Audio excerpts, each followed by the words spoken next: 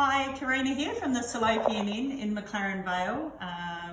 I'm with you today to cook this lovely chicken dish. It's a bit of a family favourite. It's based on the white chicken that Kylie Kwong taught me how to cook when I worked in her restaurant.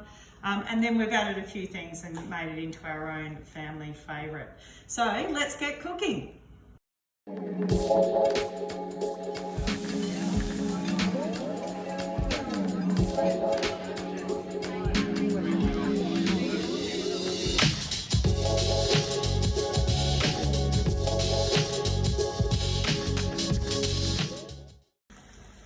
Okay, so to poach the chicken, I've just got some water here boiling. It's about 3 litres.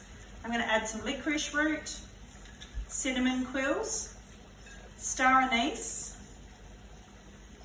the ginger slices, coriander root, spring onion tops, and 5 cloves of garlic.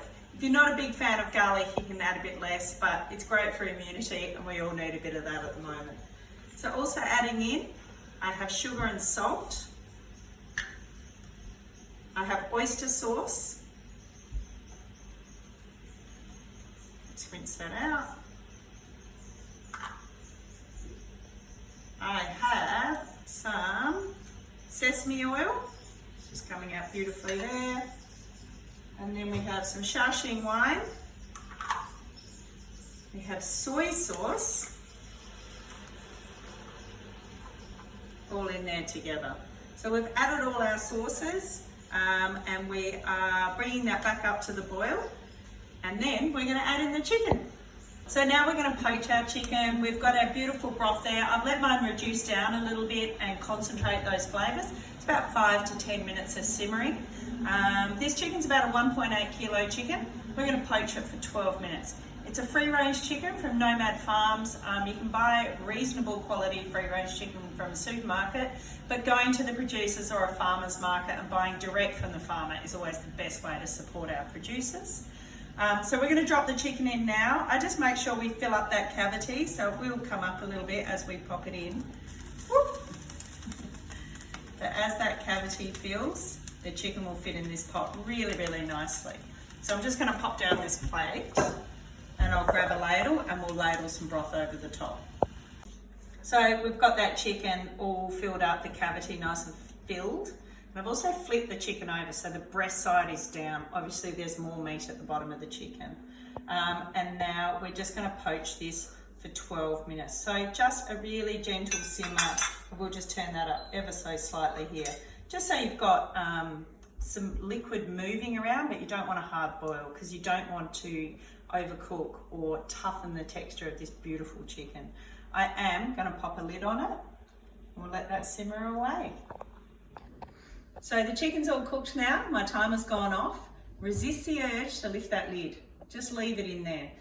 The heat that's already in the pot will finish the chicken cooking. So obviously 12 minutes isn't really a lot of time to be cooking a chicken. So now we let it sit in that broth. And the protein sets is the best way I can describe it, and you get the best textured chicken. It is magnificent. You just have to wait for 2 hours. See you soon. Okay, so while the chicken's resting, we can make a really delicious sauce to go over the top.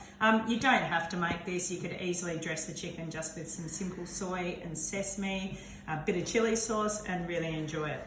But I thought we'd have a bit of fun. So I have in here ginger, garlic, I have some Korean bean paste, and we are going to smash it together with some coriander root and some spring onion. Let's get smashing.